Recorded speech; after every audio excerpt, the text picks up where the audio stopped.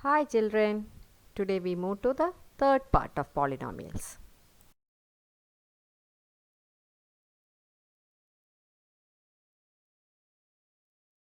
In this part today we are going on to learn about remainder theorem.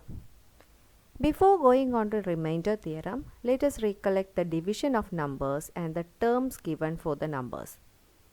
The number which we divide is called dividend. The number by which we divide is called divisor. The answer what we get is called quotient, and the number which is left over is called remainder. In division of numbers, we know the remainder will always be smaller than the divisor. Same when we divide a polynomial by another polynomial. Let us see what happens. When a polynomial f of x is divided by a polynomial g of x, then the degree of the remainder is either 0 or less than that of the divisor. Here we are going to take the divisor as a linear polynomial. Therefore, we can say degree of the remainder will be either 0 or it will be a constant. Here we are going to learn division of polynomials. Before moving on to that, I will just show an example. Let p of x is equal to x raised to 4 minus 3x square plus 2x plus 5.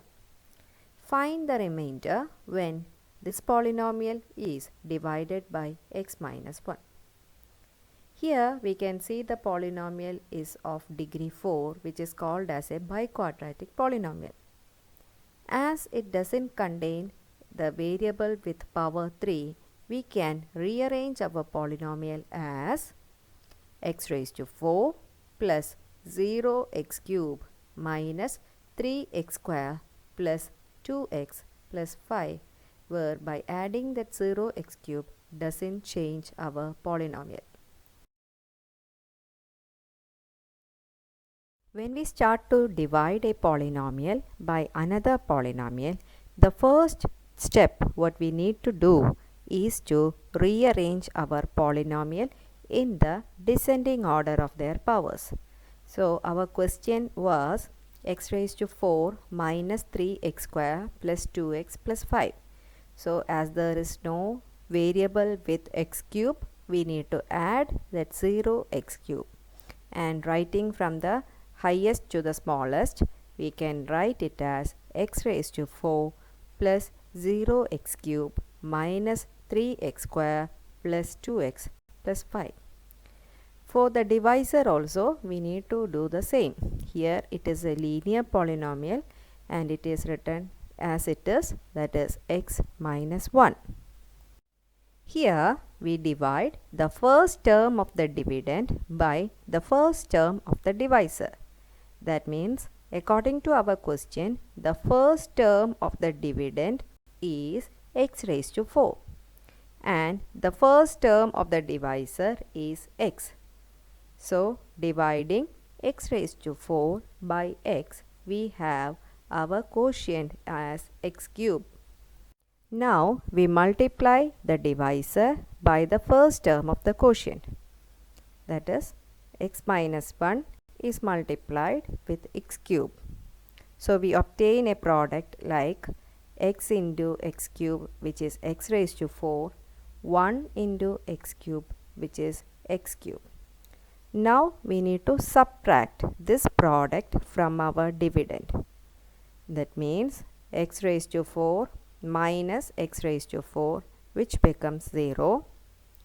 0x cube minus of minus, it becomes positive, and 0x cube plus positive x cube is equal to 1x cube. Bring the remaining terms down. That will be x cube minus 3x square plus 2x plus 5. Now we are going to divide x cube minus 3x square plus 2x plus 5 by our divisor x minus 1.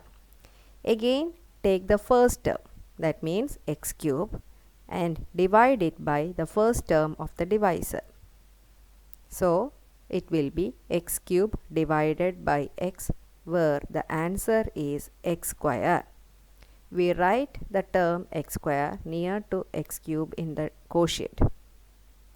Repeating the same process what we have done in step 1. That means take the divisor x minus 1 and multiply with the second term of the quotient, that is x square. We are going to multiply x minus 1 into x square, where the product will be x into x square, which is x cube, minus 1 into x square, which is minus 1x square. Subtracting this product, we have x cube minus x cube, which will be 0, and then negative 3x square. Negative of negative x square will become positive, so it will be negative 3x square plus positive x square. The answer is negative 2x square.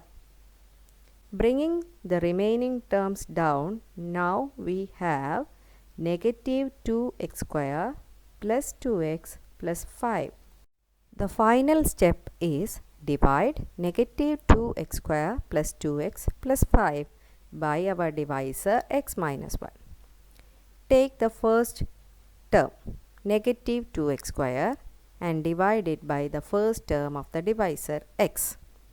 Negative 2x square by x is equal to negative 2x, which we will write in the quotient, and multiply the divisor with the third term of the quotient, that is x minus 1 into negative 2x.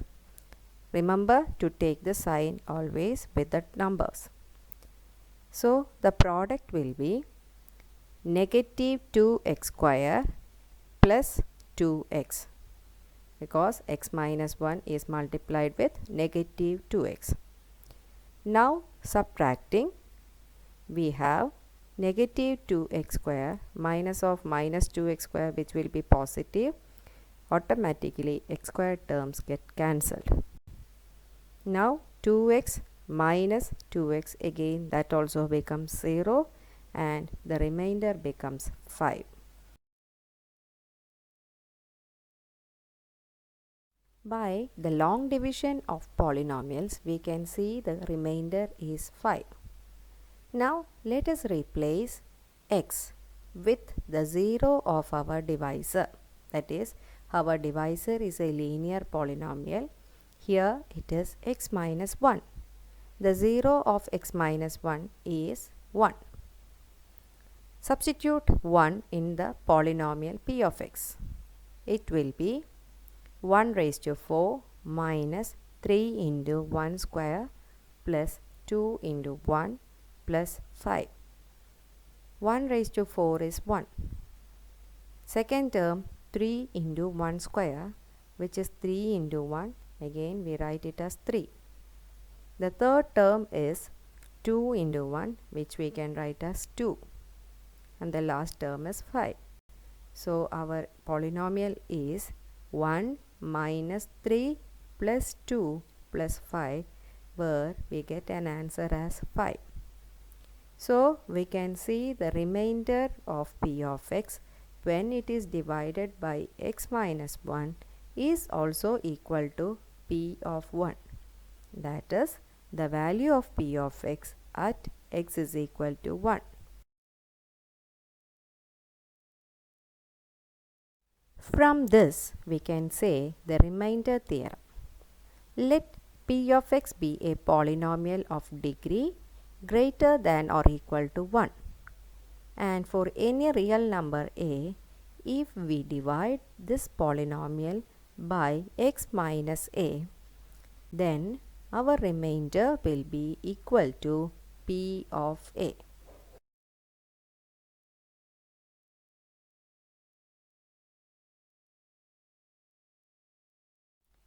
Let us see how to find the remainder of a polynomial when it is divided by a linear polynomial without our long division of polynomials. We can see the example number 1. Find the remainder when x cube minus 3x square plus 4x minus 2 is divided by x plus 2.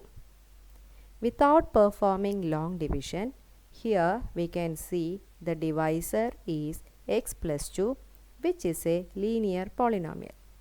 We are going to find the zero of this linear polynomial. For this, we equate the linear polynomial with 0. That is, x plus 2 equal to 0, and from this we can find x is equal to negative 2. Substitute this value negative 2 in the place of x in the given polynomial. So our remainder will be p of negative 2 is equal to negative 2 whole cube minus 3 into negative 2 square plus 4 into negative 2 minus 2.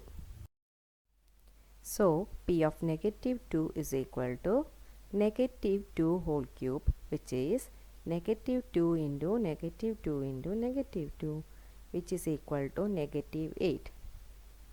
The second term is 3 into negative 2 square. Negative 2 square is equal to negative 2 into negative 2, which is 4. So it will be 3 into 4, which is equal to 12. The third term is 4 into negative 2, which is written as negative 8. And the last term negative 2. So finally we can see negative 8 minus 12 minus 8 minus 2, which is equal to negative 30, which will be the remainder of the polynomial. Let us practice some more questions to find the remainder of the polynomial. First question. Find the remainder when p of x is equal to 4x cube minus 12x square plus 14x minus 3 is divided by g of x is equal to x minus 1 by 2. Here our divisor is a linear polynomial, which is x minus 1 by 2. We need to find the zero of our divisor. That is, x minus 1 by 2 equal to 0, and from this x is equal to 1 by 2. Substitute x is equal to 1 by 2 in the polynomial p of x. We have p of x is 4x cube minus 12x square plus 14x minus 3. When we substitute 1 by 2, it will be p of 1 by 2 is equal to 4 into 1 by 2 whole cube minus 12 into 1 by 2 whole square plus 14 into 1 by 2 minus 3. It will become 4 into 1 by 8 minus 12 into 1 by 4 plus 7 minus 3. 4 into 1 by 8 is 1 by 2. 12 into 1 by 4 is 3. So our answer will be 1 by 2 minus 3 plus 7 minus 3. Simplifying, we have 1 by 2 plus 1, which is equal to 3 by 2. Here 3 by 2 is the remainder of the polynomial when it is divided by x minus 1 by 2. Question number 2. Check whether the polynomial q of t is equal to 4t cube plus 4t square minus t minus 1 is a multiple of 2t plus 1. We can say a divisor is a factor, or the dividend will be a multiple if the remainder is 0. So we can say q of t will be a multiple of 2t plus 1 if 2t plus 1 divides q of t and the remainder will be 0. So what will be the 0 of 2t plus 1? We equate it with 0 and find 2t plus 1 equal to 0, 2t is equal to negative 1, and from the t is equal to negative 1 by 2. Substitute negative 1 by 2 in the place of t. We have q of negative 1 by 2 equal to 4 into negative 1 by 2 whole cube plus 4 into negative 1 by 2 whole square minus negative 1 by 2 minus 1. That is 4 into negative 1 by 8 plus 4 into 1 by 4 plus 1 by 2 minus 1. Simplifying, it will be negative 1 by 2 plus 1 plus 1 by 2 minus 1 is equal to 0. Here we got the remainder as 0. Therefore, we can say q of t, that is 4t cube plus 4t square minus t minus 1 is a multiple of 2t plus 1.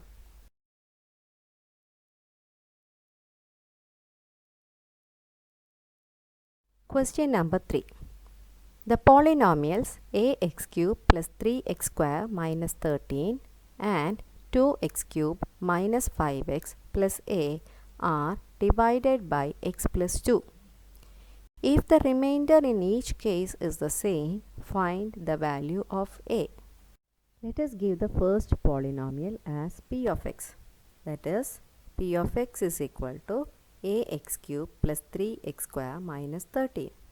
And the second polynomial is given by q of x. q of x is equal to 2x cube minus 5x plus a. It is given that the remainder of both the polynomials when divided by x plus 2 are same. That means the 0 of the polynomial x plus 2 is negative 2. So the remainder of the first polynomial, that is p of negative 2, and remainder of the second polynomial q of negative 2 will be same. So we can equate p of negative 2 is equal to q of negative 2.